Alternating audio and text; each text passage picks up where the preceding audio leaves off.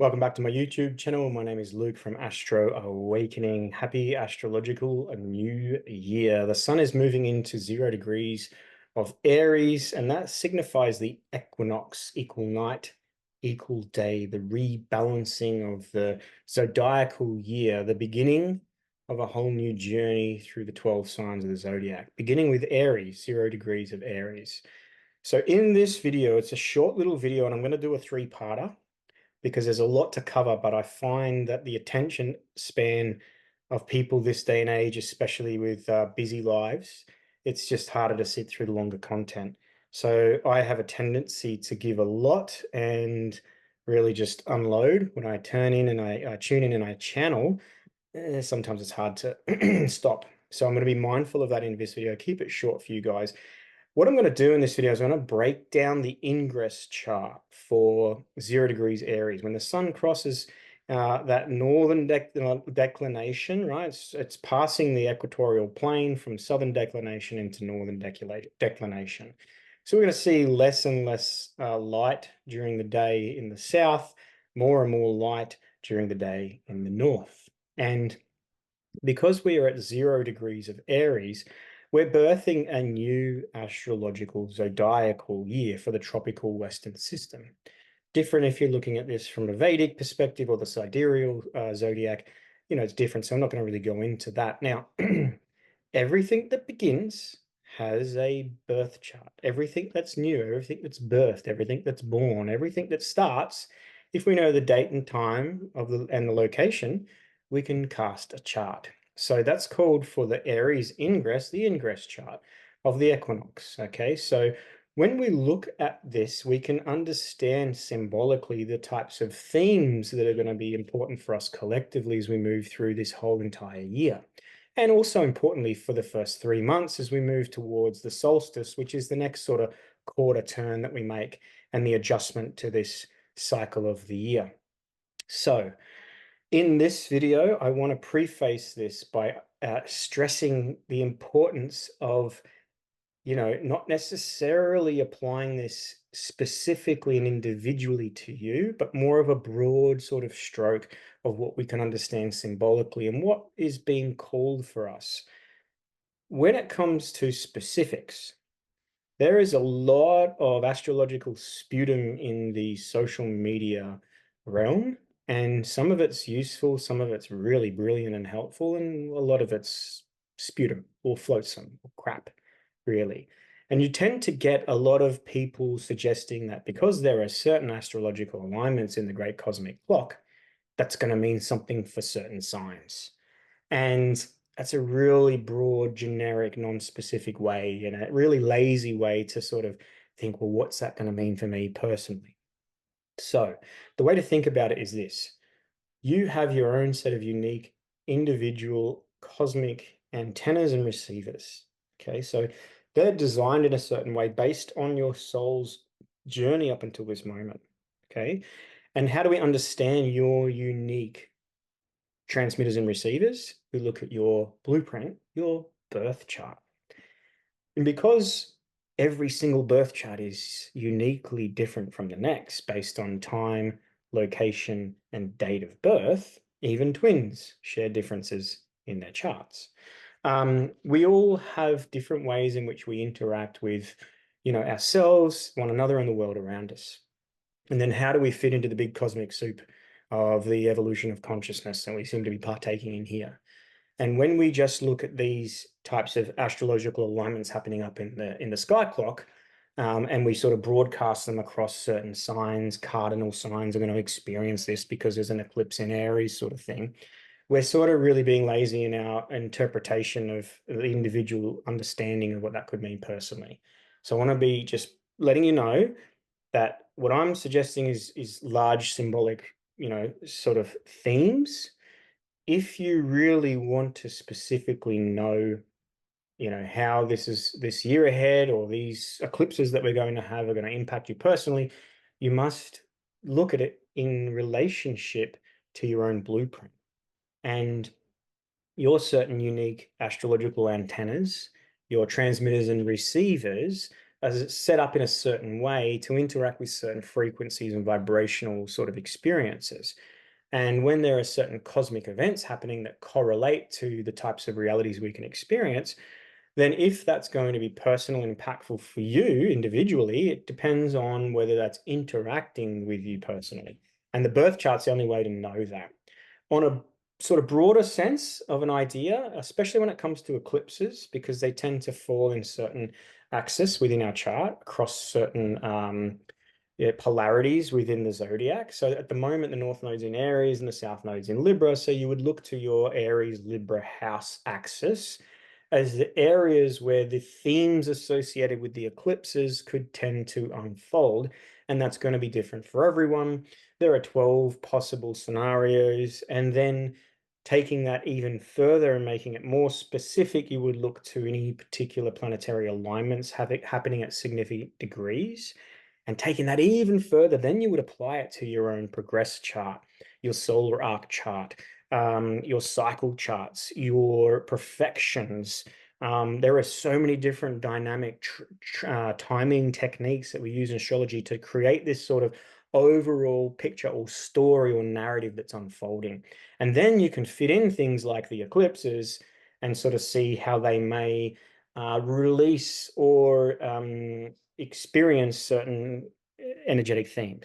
I hope that makes sense. So by no means I'm sort of signaling out specific sort of, like this is going to mean something for all you Aries. Of course, if your sun is in Aries, then the sun being now in Aries, it's birthday season. Great. It's always a good time. You feel usually pretty good about yourself around your birthday month. The eclipse is the North Node transiting your sign. Well, this is calling you to sort of really, express yourself, assert yourself, to really, if you find that in this part of your life, when you are really saying, hey, this is who I am, this is what I desire, this is what I want, this is how I act, this is what I move, I'm important, and focusing on yourself and personal desires and taking action, then the North Node is going to most likely align to certain events, experiences, opportunities, people, places happening in your life in a karmic sort of perspective or sense that are going to propel you forward in that journey. And that's just, a sort of an easy way to understand it. Anyway, I digress and I don't want to get too deep into the specifics. If you are at all needing personal guidance, support, you're going through some stuff and it's, you don't know where to turn to and don't know how to make sense of things and you're looking for clarity, your birth chart is, it has the keys for you to unlock so much of self-awareness and potential. And I can help you find your keys using your chart and your life experience and just presenting things in a way for you to go, oh. Now I can give you those keys, but you are the one that needs to use them to unlock the doors that open, letting go of the past and moving forward in the future. So, I can assist in that process, but it's not me doing the work. It's me shining a light on the path or the part where their work is to be done.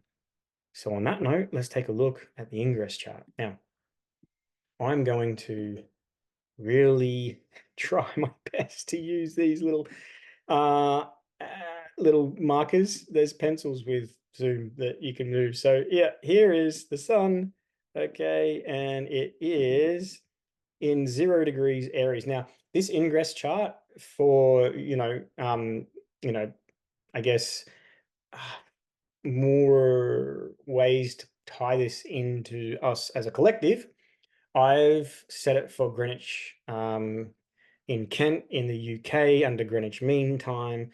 So in Greenwich on the 20th of March at approximately 3:06 a.m., the sun will ingress into 0 degrees of Aries, thence starting the astrological new year, also signifying the equinox, equal night, equal day, the balancing of time, the transition of, the battle between light and dark. And now for the north, we're going to go into more light, and the south, we're going into more dark, and that's just the process that unfolds here. So the interesting thing, we're going to look at all these Aries qualities at the moment. We've got the sun at 0 degrees Aries. Obviously, that's pretty self-evident. The North Node is transiting through Aries at the moment. It's at the halfway point through that sign. The north nodes, or the nodal axis, retrogrades backwards through the signs, and they change signs every about 18 months or so. And they take about 18 years or so to go through each of the 12 signs of the zodiac. Because of that, when we have a new moon or a full moon in conjunction with a nodal axis, we have eclipses. So we'll usually have two eclipses at like a certain part of the year, and then 6 months later we'll have another two eclipses. So we'll have the north node eclipses and we'll have the south node eclipses. Sometimes we can get 5 eclipses, but mostly we're getting 4 within that sort of time period. And I'm going to talk more about that in a separate video in relation to the lunar and the solar eclipses that are coming up. We'll briefly touch on at the end of this video. Mercury is interesting for this ingress chart. Now, remember, an ingress chart is a birth of the new astrological year. So symbolically imprinted in this chart is the unfoldment of the journey over the next 12 months, symbolically. So macrocosm, microcosm type thing. So in here's the sort of macro, and how's that going to unfold into our micro experience of reality? We can sort of look at these themes to help understand that. Mercury is interesting because Mercury at 15 degrees of Aries as it passed over the lunar node entered into its shadow period. So shortly, I believe in another couple of weeks, we will have Mercury retrograding at 27 degrees of Aries, and then we'll have Mercury moving all the way back to 15 degrees of Aries. So that's this little guy here, right? So it's going to move forward in the zodiac, slowing right down now, get to 27 degrees retrograde, and then start moving backwards and get back to the 15th degree and go direct. And then it's going to move back through Aries again. So where it is on this ingress chart is into its pre-shadow retrograde period. Pre-shadow is interesting because what usually the pre-shadow represents is the story unfolding that's somehow going to play out over a retrograde that's going to be revisited once we go direct. It's almost like there's this sort of redo, revise, rethink, right? Where we sort of it reveals some information often that's hidden, or that's a piece of a puzzle that changes. And then what happens is this somehow we integrate whatever that is moving forward again, and we have this theme or story that plays out. And ultimately what it does is it gives us time periodically to reassess, is this still important? Is this the right way to go? Is this what I want? Is this how to do it? It's like you're on a journey through life, and the retrograde phases of Mercury are pulling out the map and just going, that's right, where was I? And am I, on track still? It's a good time to do that sort of rethink, revise. This coming into the equinox period and the solar eclipse period. This is a really good time to sort of take stock, evaluate. Right, a lot's happened at the beginning of 2024. What adjustments need to be made now? What things are coming up? Now, collectively, there may be things that are going to happen over the next probably 2 months. Okay. Yeah, 2 months, I would say. That somehow I would see playing out for a continued 12 months. And that's because with the ingress chart, Mercury in shadow, what this indicates is that a story is emerging at the moment. And because this is part of the birth chart of the whole year, it's somehow this story or what information or what Mercury is going to represent, this new sort of maybe in a way explosive, revealing mercurial media information, whatever coming to light that then will take this sort of 12 months to really unfold that story. So it's an interesting alignment. And I would say that the best place to be is just to sort of aware, looking at reality symbolically, especially the narrative that's presented and the way it's presented and how they're presenting it. Importantly, like how are they showing you what's going on? Are they showing you, with the need for you to respond a certain way or to react? Are they trying to elicit a certain response? And then what does that mean for us over this next 12-month period? Chiron at 18 degrees of Aries. The chironic wound in Aries is the wound of innocence, the right to exist, to be, and the generation, the most recent generation with Chiron in Aries have that sort of children are to be seen and not heard, that violation of will. Like they were just dismissed. You're a child, what will you know? You have no importance, no relevance, you're just to be there. So that sort of collective wound that that generation in particular carries. I think we've all experienced that to a degree, whether it's through our families, our, culture, our environment, education, the system in general. Like you just, you don't, what is it? You don't matter. Well, you don't matter. You have no right. This wounding of the will of the self. So, all of those recently gone through that. That's the sort of late 60s, early 70s babies, having that Chiron in Aries. They're getting now to their Chiron return, obviously, with Chiron back in Aries. So they're at the ages, late 40s, early 50s. Chiron is returning, and that story is sort of coming to the end of its, you know, expression, and a new one is being revealed. So keep an eye on that Chiron at 18 degrees as we sort of go through this year, especially in relation to the eclipses coming up. Eris, the goddess of chaos and discord. It's a real indicator for real great long time or shifts of change. It's almost like this disruptive energy that helps us ultimately confront the types of chaotic change that we need to sometimes go through in being put in a place of, discomfort to evolve. And it tends to indicate massive periods of change, like the orbital sort of cycle of Eris is about 500 or so years to go through the zodiac.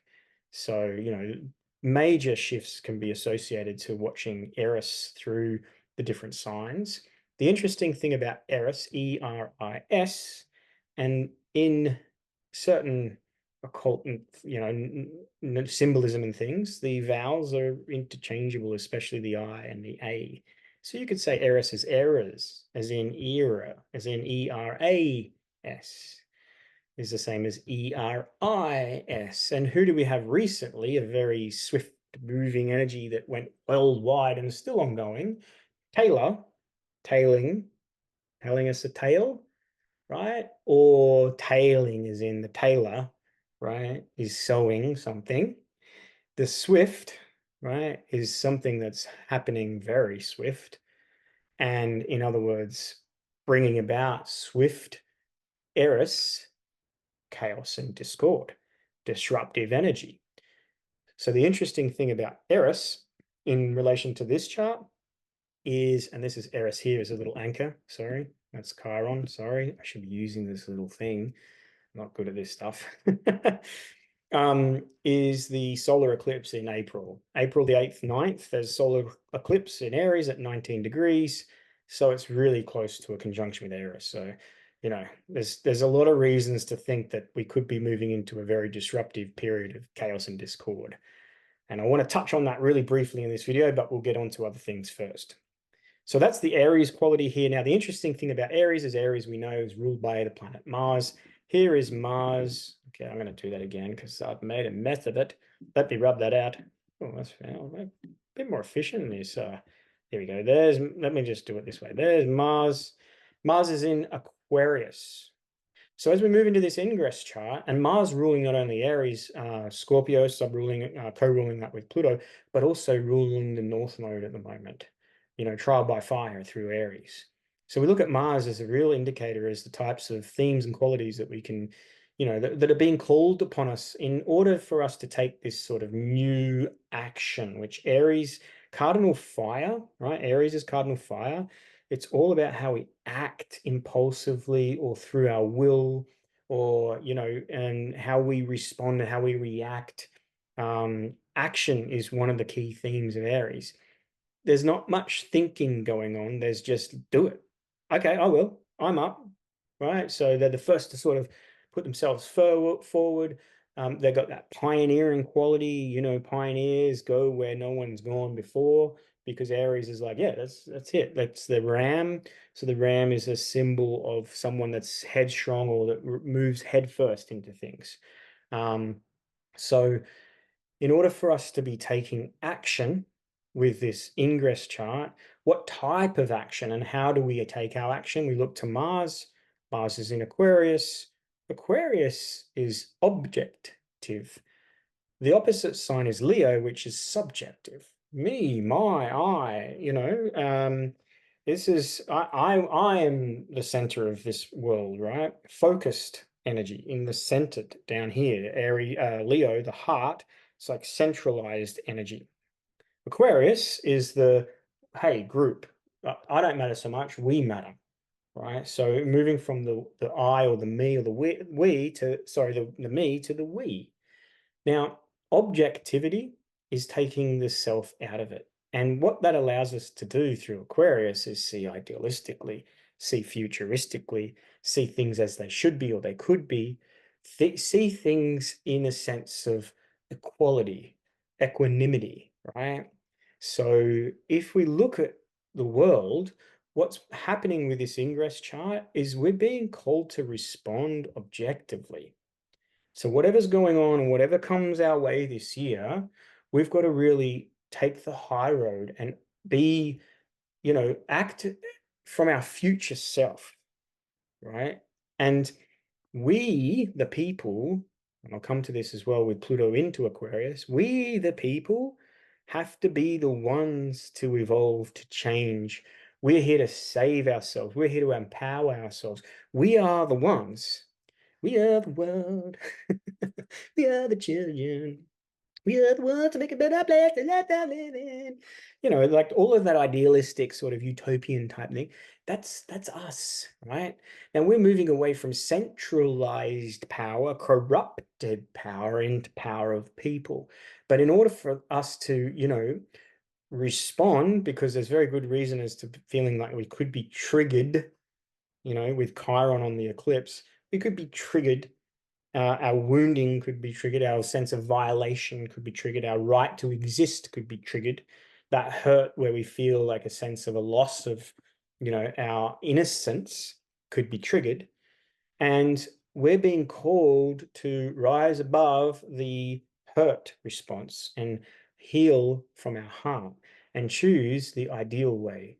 So think about the idealistic version of yourself, healed, evolved, connected, aligned, awakened, knowing who you are, knowing why you're here, knowing what you're here to do and be, like on a fucking deep soul level, right? Then you act from that level of awareness, not this one, that one. You act from your future self. And in order to do that, you've got to objectify situations and not subjectify them. Oh, that me, that hurt me, that's mine, that's I, it's got to be more like, ooh, okay, whew, that's triggering. That's triggering as fuck. What would the idealistic, most awakened, most evolved version of myself do in this situation? Act from that place, right? So no mean feat, no mean feat at all. Jupiter and Uranus. Now, Jupiter is semi-square the sun on this ingress chart. We've got to be mindful not to make a mountain out of a molehill, not to exaggerate, make matters worse, not to over extend ourselves. We've got to stay grounded. There is this tendency with that semi-square that we could take things too far, or we could punch above our weight, so to speak. So staying humble, staying grounded, staying sort of central, staying less polarized, more in a sort of detached, neutral place is going to be more helpful to then, respond accordingly rather than this over amplified, like taking things like really, really going too far. Being mindful of exaggerating things, overindulging in things, making the mountain out of the molehill, making it worse than it is, you know. We don't want to hype stuff as well. So if there is things going on, we want to make cool, calm, and collected and detached, and like in a way that we can respond idealistically and objectively rather than inflaming the situation and making it 10 times worse than it has to be, because all you'll do, especially for people that are insecure or that are in a state of unawareness or they're just waking up or they're very fragile and innocent, like it can really tip them off. And when people get put into fight, flight, survival mode with this type of ingress chart, they could definitely be reacting with a lot of anger, a lot of conflict or combative type energy, and really inflaming things. Chaos, remember, there's that Eros energy. There could be sort of chaotic types of energy, like woof, loss of control, loss of rule, anarchism sort of thing. So we don't want to put fuel on the fire, so to speak, and be mindful of that with Jupiter's semi-square to the ingress chart. Jupiter moving into a conjunction with Uranus. Uranus is liberation, individuation, sudden change, sudden and unexpected change, liberating change, freeing change. We're really getting this sort of shakedown of our personal values and how we value the material world, and whether we're using it as an anchor to find freedom and liberation, and we have to acquire as much of it as possible to have, because that's what this system has said. He who owns the most has the most, and is the most free. Or are we freeing ourselves from the need of an attachment to the physical, to the money, to the house, to the car, to the bling, to the material things that we think we need in order to feel freedom? So I think that, the latter is probably more so where we sit, in this sense of like, we've got to liberate ourselves from the attachment. We can experience the security that material worlds and material things can bring, but we mustn't attach to them and elevate them into this place of worship, because then we have this imbalance that happens, and we can see that across all cultures. So that sort of brings into that theme with centralized power, and those in positions of centralized power that have been corrupted. And we might look at those as our ruling class and our political class and our celebrity class and our elite class and those types of things. And you can see, especially since COVID, more so than ever, even since 2001, but especially since COVID, we can see the level of corruption coming to light, and all of the types of subversive, organized ways in which those maintain that centralized power. So that brings me to the final point of this ingress chart, which is the moon in Leo, which Leo is royal. We're going to see further, drama unfold in the royal family, and things shockingly coming to light. But this dynamic between the moon and Pluto is a really interesting one for this chart, because with this quality of Pluto power now shifting into Aquarius, Plutonic power, it's the ability for people to organize themselves in groups and communities and come together.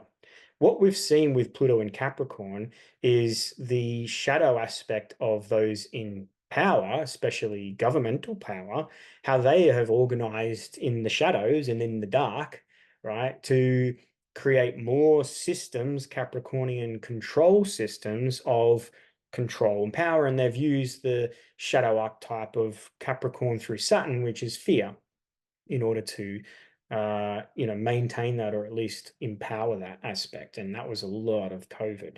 So now, as Pluto comes into Aquarius, and we'll go back into Capricorn in September to November this year. So there's an untold story. There's more of this Capricorn stuff that I feel will most likely come to light. We might find that this ingress chart and these eclipses really bring some confronting information into the collective consciousness from the unconscious, and really, inflame a lot of the insecurity and the violation of will and loss of innocence and all those things in the collective, to create a lot of discord and chaos and disruption. What we want to hopefully do is make sure that that doesn't focus centralized power to become even more powerful, because look at you mere mortals, you're all unruly and you need this, or we have to intervene this way. So therein lies the Mars in Aquarius. We've got to choose the high road, right? We've got to be careful, because the devil is careful. Not careful, the devil is tricky.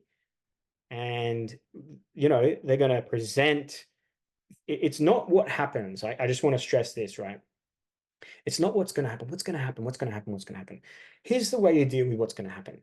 You right now, if you're watching my videos and if you're on your path and you're doing the work and you're evolving, and if you're up until now and you're still listening and watching, you know who you are. You're the ones like you're the Skywalkers. You're here, you know why you're here.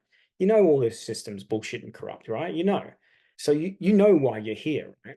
Now, wherever you are in your life right now, just rest assured you're exactly where you need to be. You're exactly who you need to be because you're being called to stand, to hold the light for those that seek it as we transition from an era to a new one, right?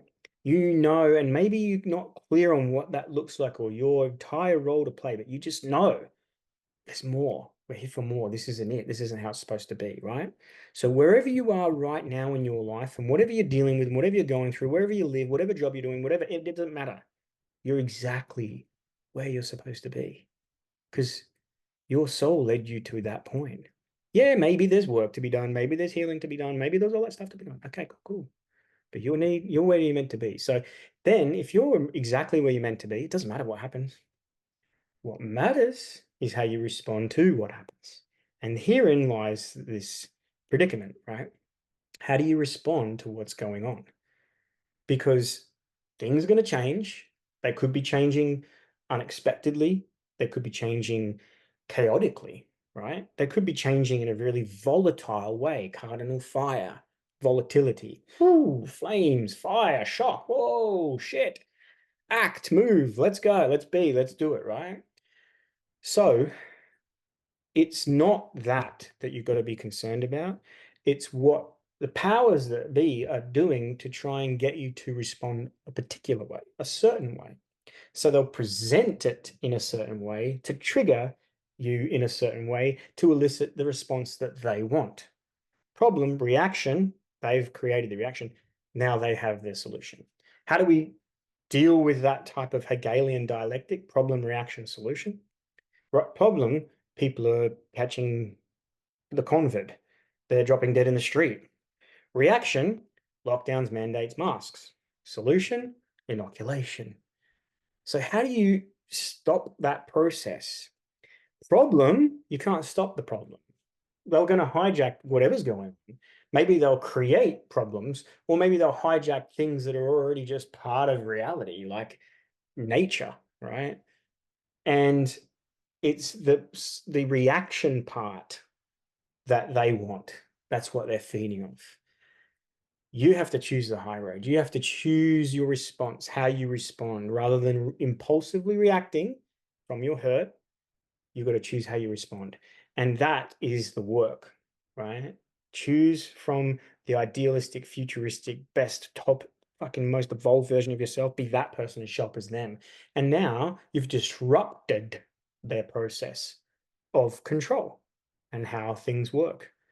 So, the moon opposite Pluto, absolutely, there is a battle between those with centralized power, positions of corrupted control and power, elites, celebrities, royals, and we, the people.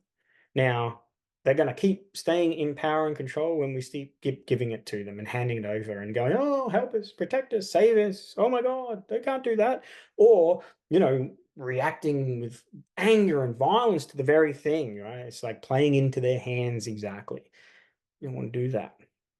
So here comes down the final part of this chart. And I said before the final part that I lied because I forgot poor Venus and Saturn sitting at, Pisces here.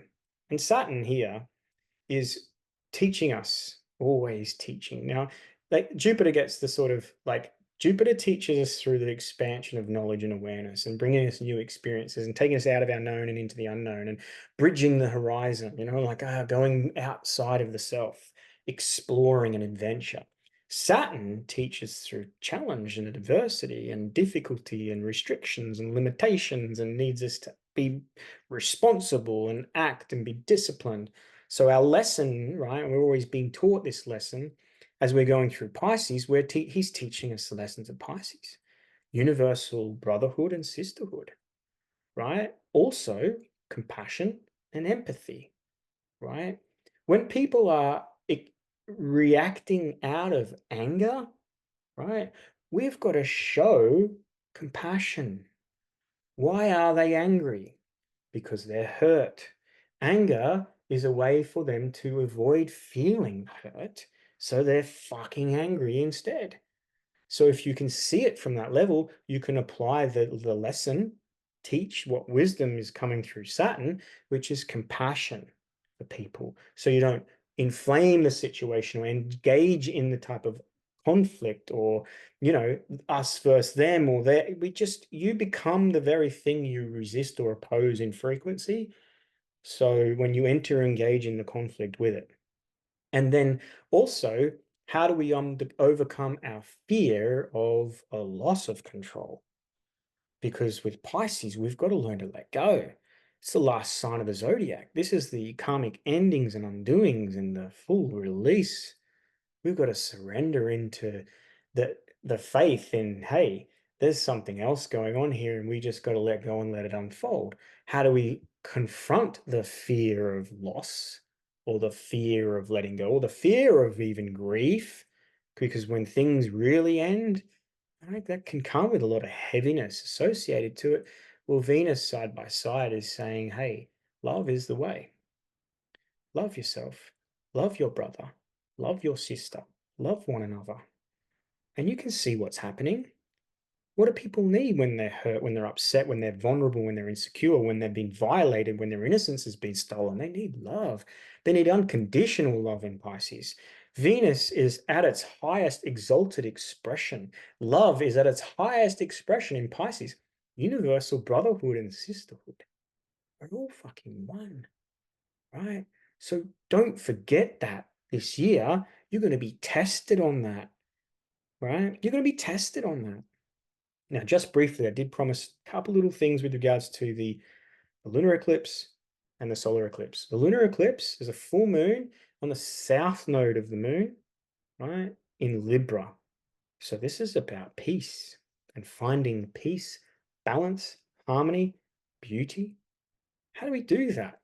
Stay tuned to my next video in this little mini series, and I'm going to break that down and break down the lunar eclipse. And the lunar eclipse happens just 5 days after the Aries Ingress.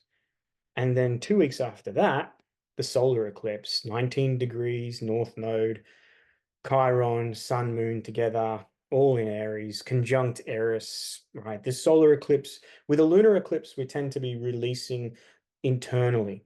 We're going through more of an emotional letting go of things. So it's more personal, it's more felt. With solar eclipses, the new moon eclipse, solar eclipse, we tend to experience external realities, things happening outside of us, around us, and in our world, and how they create the types of experiences that shift us into new ways of being, seeing, and perceiving. So I'm going to break down the solar eclipse in this 3-part series as well. This is just to get you warmed up. Happy astrological new year. Okay. This is a big one. 2024 is really here now. We're in an 8 year. An 8, right, on its side is the infinity symbol. Okay. But the thing about the infinity symbol is it's just never ending and it can go around and come around and go around and come around. And 8 is also the 8th house, which is Scorpio, the 8th sign of the zodiac. So, which is the death and rebirth, the death and rebirth. Now, they want to reset us, right? How do they reset? Well, they bring about these types of chaotic, disruptive, discordian changes, and it resets us again, and they may remain in power. This reset is not a reset. It's a revolution. It's a rebirth. It's a brand new way to be. And you're being called, right? You're being called now. If you're here at this part of this video, if you're watching my channel, if you are resonating with any of my frequency, you've been called. You're here for a reason beyond just making money and being a business and blah, blah, blah, whatever. Yes, that's part of the journey personally. Yeah. But why are you here? Why is this happening? Why is the world the way it is? Why? Because it's time, Skywalker. Now, if you're going through personal shit, if you're going through some deep shit, it's personal, it's difficult. and you don't know where to turn. Nowhere, anyone you look at, you can't have that conversation. They just don't get it. They don't understand. Maybe you're integrating your own personal changes in your awareness. And that, what does that mean for my health, my wealth, my career, my relationship, my family, all of those things? And you need some guidance and support. Your birth chart is the place to go, your birth chart. Now, it just so happens my gift is I'm able to use your birth chart to connect you to the real you, to help you with perception and shifting your awareness, and to really bring awareness in a really caring and compassionate way of to the thing that you need to work on now, and how you make that integration from the old to the new. I know what that's like. I've been through this. I've been through it more than once on my journey of awakening, and I've done that all on my own and isolated and just found my way fumbling in the fucking dark until I realized through what I do, my calling, and through the gifts that I have with the astrology and the symbolism and the occult and the esoteric and my past life regression therapy and my Reiki understanding of, the quantum field and all of those things and how I can bring that together to support your journey. That's what my mission is. That's why I'm here. That's why I'm on YouTube. That's why I'm doing what I'm doing. I ain't doing this because I want likes, followers, and fucking any of that shit. I really aren't. Okay. Sometimes I think I could just go off into the little wilderness, set up camp, and just live under the stars happily by a creek and with my loved ones and, sing by fucking ah. But unfortunately, my soul has a memory inserted into it from 100 lifetimes ago through the last cataclysm. And I was given the wisdom of that experience to carry all this way to get to this point and to fucking wake us up and to hold that light and to be the one to say to you, if we don't fucking do this, that's the direction we head, right? Now, those that know, those that are aware, and those that are in power and those that control the game, doesn't affect them. Doesn't affect them. They know in advance. They know the cycles. They know where we're at. They know cosmically what's happening. They know what it, you know, cataclysmically, like Earth changes. They know. They know what age we're. They know all of that shit. They don't give a fuck about the plebs, the common people. They don't. They genuinely don't. We're insignificant. Well, I say fuck that, man. You do matter. You've been convinced and conditioned to think you don't, and that you have no power. And that's the golden fucking key, is that you have all the power and you just have to claim it. And then we come together little bit by little bit. And it starts, as a little tipping point, and then we reach this critical mass. And the next thing, we're coming together in groups and communities, and we're finding new ways to be and new ways to act and support one another and to lift one another and to help your brother, sister. And we fucking transform this world and we evolve into a new age, a new era, a new way of being. All right. So that's why I'm here. And I'm grateful that you're also here and up until this point. I know I can get on it. I just go. I gotta get out of the way sometimes and then come back in and go, okay, that's enough. That's enough. But I'm Luke Belt. This is my YouTube channel. If you've enjoyed this video, if you think it's going to be helpful for someone else, please share it around. Otherwise, see you very soon on the next one. Peace out.